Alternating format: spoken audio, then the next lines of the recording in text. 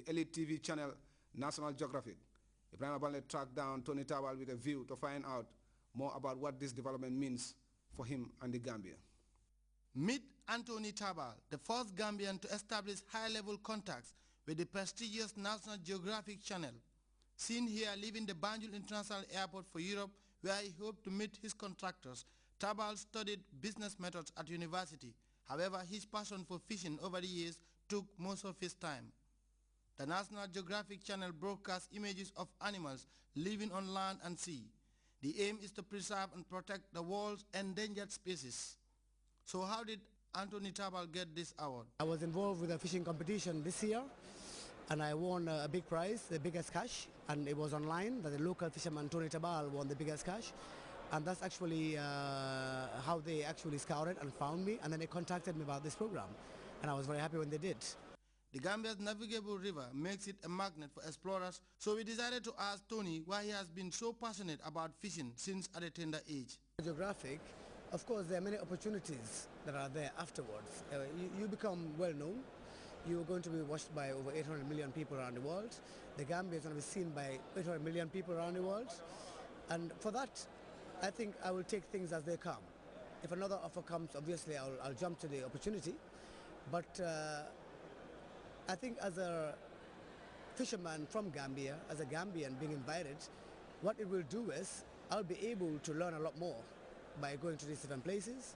I'll be able to share a lot more with my fellow countrymen how things work, how you can do things to make it popular. But I think first and foremost, you are there to sell yourself and sell your country. So what's next for Tony Tabal and his fishing expedition? Ibrahim Balde, Weekend Spectrum. Rohi Samba is warming up to publish a collection of books. She's so passionate about writing, and over the years, some of the mainstream newspapers have published some of her articles. Rohi Samba sat down with Weekend Spectrum to talk about writing. Hello, you're watching Talk to Weekend Spectrum segment, and my guest tonight is Rohi Samba. Rohi Samba is a young writer who has just published 2 of her books, Behind My Back, and that is this one, and Heart Songs. Rohi Samba, according to what I saw on your biography here, you have a BSc in Nautical Science from the Regional Maritime University in Ghana, and an MSc in Maritime Administration from the World Maritime University in Sweden. So, Rohi, can you tell us what inspired you to become a writer, and when did you actually start writing?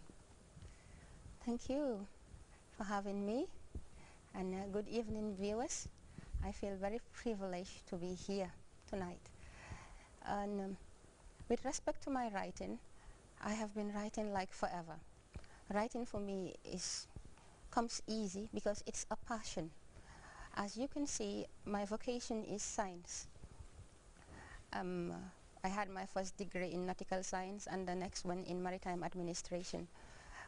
Nevertheless, the calling has always been to write, because with writing you can expand your horizon. You can touch many people's lives. People read and they're happy. It's like all sorts of art, be it painting, drawing, be it music. Writing is just that kind of thing.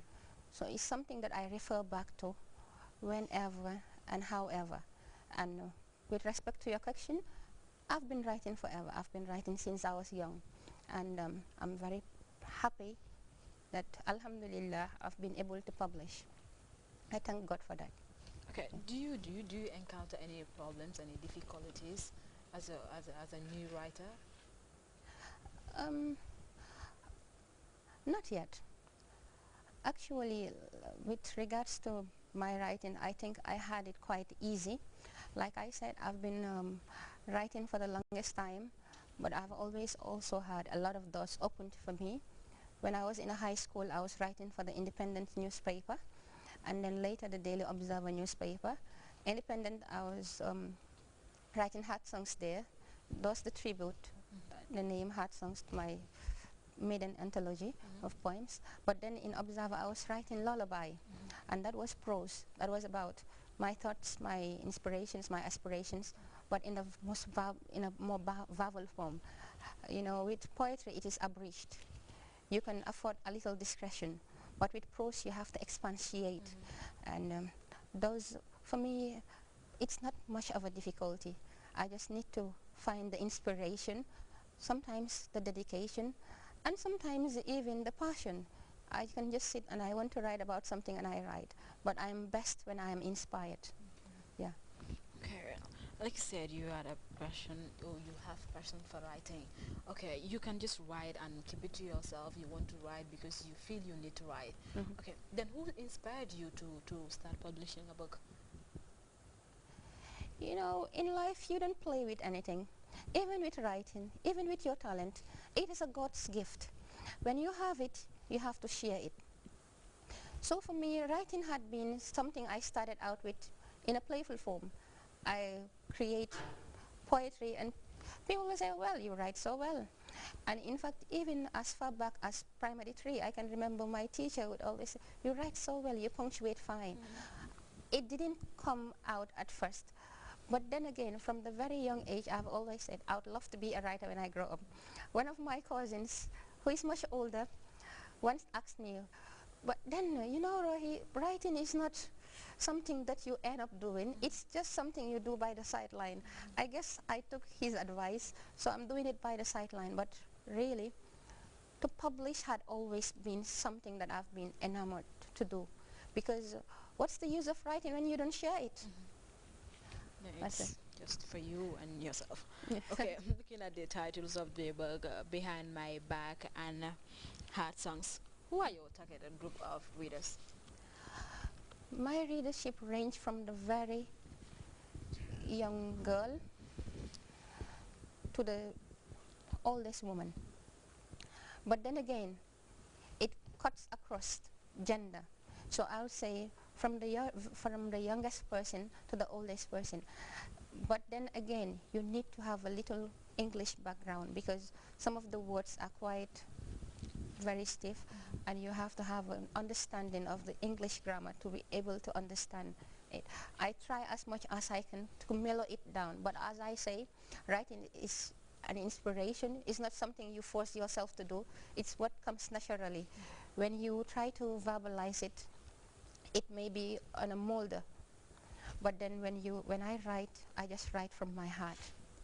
I just write. So it's not mechanized. So I can't really modify it. Yeah, thank you. Okay, I think there are other young people out there who might look up to you as their role model. What advice do you have? Do you have for them? What advice I have for them is can be summarized in these few words. When you have a passion, just go out for it.